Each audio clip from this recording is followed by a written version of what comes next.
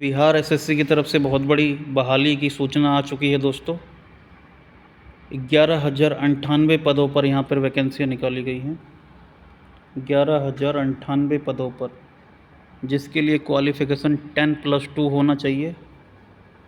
इसके लिए आपको ऑनलाइन आवेदन 27 सितंबर से आपको बीएसएससी की वेबसाइट पर जाकर ऑनलाइन इसके लिए आपको आवेदन करना है दोस्तों।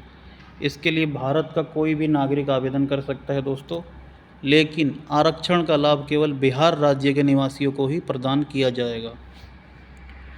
आइए इस वीडियो में हम देख लेते हैं किन किन विभागों में कितने कितने पदों पर रिक्तियाँ निकाली गई हैं दोस्तों।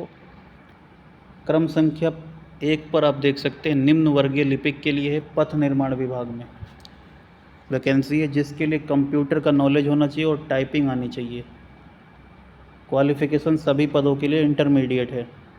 टोटल यहाँ पे 38 पद हैं दोस्तों पथ निर्माण विभाग में।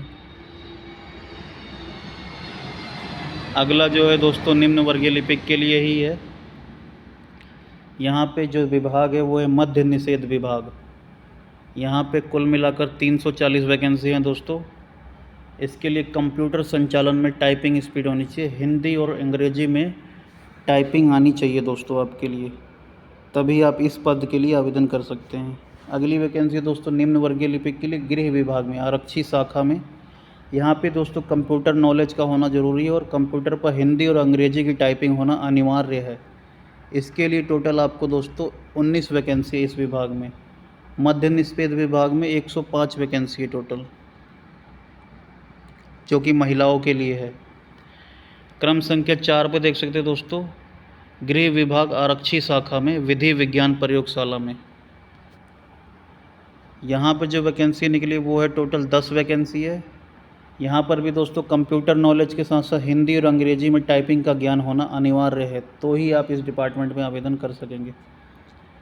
अगली वैकेंसी है दोस्तों निम्न वर्गीय लिपिक के लिए श्रम संसाधन विभाग में। यहाँ भी हिंदी टाइपिंग का होना अनिवार्य है दोस्तों। यहाँ टोटल 20 वैकेंसी है।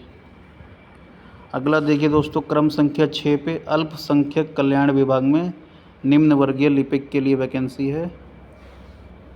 ये देख सकते हैं आप यहाँ पे दोस्तों। यहाँ पे टोटल 63 पोस्ट है दोस्तों। यहाँ पे भी दोस्तों कंप्यूटर संचालन का ज्ञान होना चाहिए, टाइपिंग का ज्ञान होना चाहिए, तभी आप इस पद के लिए आवेदन कर पाएंगे। अगला भी है दोस्तों क्रम संख्या 7 पे निम्न वर्गीय लिपिक के लिए पर्यावरण एवं वन जलवायु परिवर्तन विभाग। यहाँ पे भी कंप्यूटर संचालन एवं कंप्यूटर टाइपिंग के साथ इंटरमीडिएट उत्तीर्ण, मतलब दोस्तों 12वीं पास के साथ साथ कंप्यूटर का ज्ञान होना आवश्यक है। इस विभाग में टोटल 30 वैकेंसी है। अगला जो है दोस्तों निम्न वर्गीय लिपिक के लिए निदेशालय नियोजन एवं प्रशिक्षण श्रम संसाधन विभाग। यहाँ भी 10+2 के साथ साथ हिंदी एवं अंग्रेजी टाइपिंग का ज्ञान आवश्यक है दोस्तों। कंप्यूटर की नॉलेज भी होनी चाहिए। टोटल यहाँ पे 239 पोस्ट है दोस्तों टोटल। अगला है दोस्तों निम्न वर्गीय लिपिक के लिए श्रम संसाधन विभाग में। यहाँ पे टोटल 54 वैकेंसी है दोस्तों। सबसे ज़्यादा वैकेंसी की बात कर लेते हैं दोस्तों किस विभाग में है, उसका मैं दिखा देता हूँ दोस्तों। क्रम संख्या 13 पे आप देख सकते हैं राजस्व कर्मचारी के लिए। राजस्व कर्मचारी के लिए सबसे ज़्यादा वैकेंसी है। यहाँ पे दोस्तों कोई टाइपिंग और कोई कंप्यूटर की नॉलेज की ज़रूरत नहीं है। यहाँ पे केवल 10+2 होना ज़रूरी है। और यहाँ पे सबसे ज़्यादा वैकेंसी दोस्तों 3559 वैकेंसी है टोटल। 3559 वैकेंसी है यहाँ पे।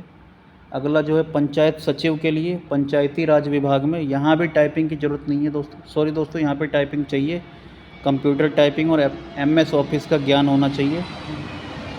यहाँ पे भी ज़्यादा वैकेंसी है दोस्तों। सबसे ज़्यादा वैकेंसी यहाँ इन दोनों विभागों में पंचायती राज और भूमि सुधार में दोनों मिलाकर लगभग 7000 वैकेंसी है। 7000 प्लस वैकेंसी है दोस्तों।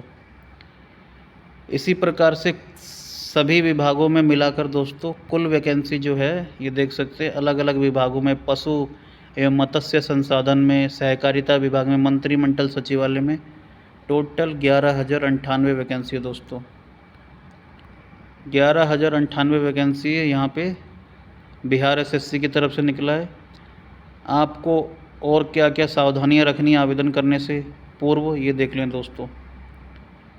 यहाँ पे दोस्तों लिखा हुआ है सभी रिक्तियाँ उपबंधी के जो घट बढ़ सकती है प्रारंभिक परीक्षा के पूर्व सामान्य प्रशासन विभाग के माध्यम से जिन अधियाची विभाग के द्वारा संशोधित रिक्तियाँ पद हेतु शिक्षित शैक्षणिक योग्यता इंटर होगी आयोग को संसूचित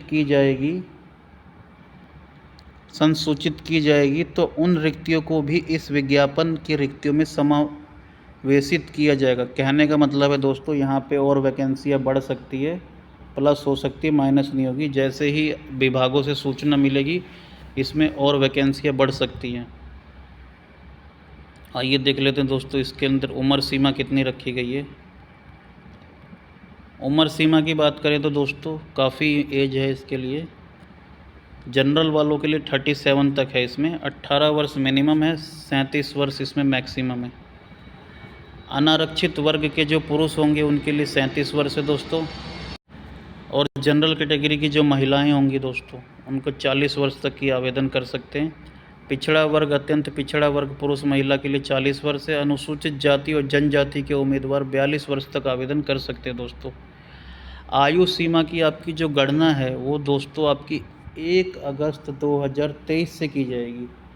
1/8/2023 को आपकी मिनिमम एज 18 और आपका जो है मैक्सिमम एज दोस्तों 37 वर्ष से अधिक नहीं होना चाहिए जनरल कैटेगरी के लिए। तो इस पद के लिए आप आवेदन कर पाएंगे। आइए देख लेते हैं दोस्तों, आगे देख लेते हैं इसमें फ़ीस के बारे में। फ़ीस दोस्तों सामान्य पिछड़ा वर्ग, अत्यंत पिछड़ा वर्ग के पुरुष कैंडिडेट को 540 रुपये, अनुसूचित जनजाति जो बिहार के निवासी हैं उनके लिए 135 रुपये, और जो बिहार के बाहर के जो निवासी हैं उनके लिए 540 रुपये आवेदन फ़ीस रखी गई है दोस्तों। सभी श्रेणी की महिलाएं बिहार की स्थायी निवासी उनको 135 रुपये है। दिव्यांगों के लिए भी 135 रुपये अप्लाई करने का शुल्क जो है दोस्तों, शुल्क आपका ऑनलाइन लिया जाएगा दोस्तों।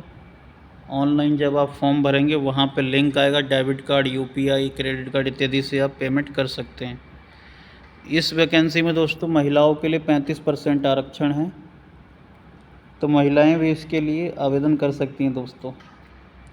पेपर का सिलेबस की बात कर लेते हैं दोस्तों। सिलेबस यहाँ पे जो प्रारंभिक परीक्षा होगी आपकी, यदि दोस्तों यहाँ पे यदि 40,000 से अधिक आवेदन प्राप्त होते हैं दोस्तों तो आपको एक मुख्य परीक्षा अलग से ली जाएगी दोस्तों। प्रारंभिक परीक्षा के बाद आपकी यानी कि दोस्तों मेंस लिया जाएगा आपका प्रीलिम्स के बाद।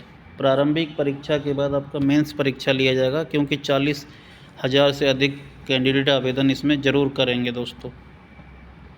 दोस्तों। इसमें दिया हुआ है कुल प्रश्नों संख्या 150 होगी, एक 4 अंक का होगा प्रश्न, और यदि गलत अंक आपने किया, गलत नेगेटिव है, इसमें 1 अंक की कटौती होगी। परीक्षा का सिलेबस है सामान्य ज्ञान, सामान्य विज्ञान, गणित, मानसिक क्षमता, ये सब आपके परीक्षा के सिलेबस हैं। अब ये देख लेते हैं दोस्तों समसामयिक विषय में क्या दिया गया है। इसमें आपका वैज्ञानिक प्रगति, राष्ट्रीय अंतर्राष्ट्रीय पुरस्कार, भारतीय भाषाएं, पुस्तक, लिपि, राजधानी, मुद्रा, खेल, खिलाड़ी, महत्वपूर्ण घटनाएं, ये आपका समसामयिक यानी करंट अफेयर्स में रहेगा। उसके बाद भारत और उसके पड़ोसी देशों के बारे में आपसे पूछा जाएगा। पड़ोसी देशों का इतिहास, भारत का इतिहास, संविधान, राष्ट्रीय आंदोलन में बिहार का योगदान, ये आपका सिलेबस है दोस्तों। इन सभी सब्जेक्ट से आपके प्रश्न पूछे जाएंगे। सामान्य गणित एवं विज्ञान में भी आपके प्रश्न आएंगे जो कि मैट्रिक स्तर का होगा दोस्तों। भौतिक शास्त्र, रसायन, जीव विज्ञान, ये आपका पूछा जाए। गणित के अंदर आपका संख्या पद्धति संबंधित प्रश्न, अभिलंकन, दशमलव, भिन्न संख्याओं के बीच परस्पर संबंध, ये आपका पूछा जाएगा दोस्तों। मानसिक क्षमता के अंदर दोस्तों सादृश्य, समानता एवं भिन्नता, स्थान कल्पना, समस्या समाधान, विश्लेषण, दृश्य, विभेद, अवलोकन, गणितीय तर्क शक्ति, कूट लेखन इत्यादि, जो रीजनिंग का आपका होता है एसएससी में, वही आपका सिलेबस इसमें रहेगा मानसिक क्षमता में दोस्तों। ये सब मिलाकर आपका 150 नंबर का रहेगा। क्वालिफाइंग मार्क की बात जहाँ तक हम कर लें दोस्तों, इस परीक्षा को क्वालिफाई करने के लिए दोस्तों प्रारंभिक परीक्षा को सामान्य वर्ग के कैंडिडेट को 40% अंक लाना होगा। यानी कि दोस्तों उनको 150 क्वेश्चन होंगे जो कि 600 नंबर का होगा। तो इसमें आपको 40% लाना होगा दोस्तों, 40% अंक लाना होगा। अनुसूचित जनजाति को 32%, दिव्यांग को 32%, इस प्रकार से इतने प्रतिशत मार्क्स लाने वाले को उत्तीर्ण घोषित किया जाएगा। क्वालिफाइंग नेचर का होगा दोस्तों। इसके बाद आपका मेंस परीक्षा लिया जाएगा, जिसके आधार पर आपकी मेरिट बनेगी। इस आवेदन को आपको ऑनलाइन आवेदन करेंगे, 27 सितंबर से आपका चालू हो जाएगा आवेदन, और 11 नवंबर तक आपका आवेदन कर सकते हैं। इसके लिए आवश्यक वेबसाइट है दोस्तों https://bsscbihargovernment.in। इस वेबसाइट पे जाके आप लोग आवेदन कर सकते हैं। उसके बाद दोस्तों ऑनलाइन आवेदन आपको किसी प्रकार का सुधार करने की विचार नहीं किया जाएगा। इस प्रकार आप जो आवेदन करेंगे उसमें कोई गलती ना करें, क्योंकि इसमें करेक्शन का आपको टाइम नहीं दिया जाएगा। तो इस प्रकार से आप लोग आवेदन कर सकते हैं दोस्तों। और देख लेते हैं दोस्तों, इसमें घोषणा भी पढ़ लेंगे दोस्तों। इसमें आप जो भी जानकारी देंगे आवेदन के अंदर, वो सारी जानकारी सही होनी चाहिए। इसमें डिक्लेरेशन भी देना है दोस्तों। कोई गलत जानकारी देने पे आपकी अभ्यर्थिता रद्द कर दी जाएगी बाद में, यदि पता लगता है आयोग को कि किसी ने किसी जानकारी को डुप्लीकेट या झूठी दावा किया है, तो आपकी कैंडिडेचर को कैंसिल भी किया जा सकता है। इस प्रकार से सभी ध्यान से फॉर्म भरेंगे दोस्तों। धन्यवाद।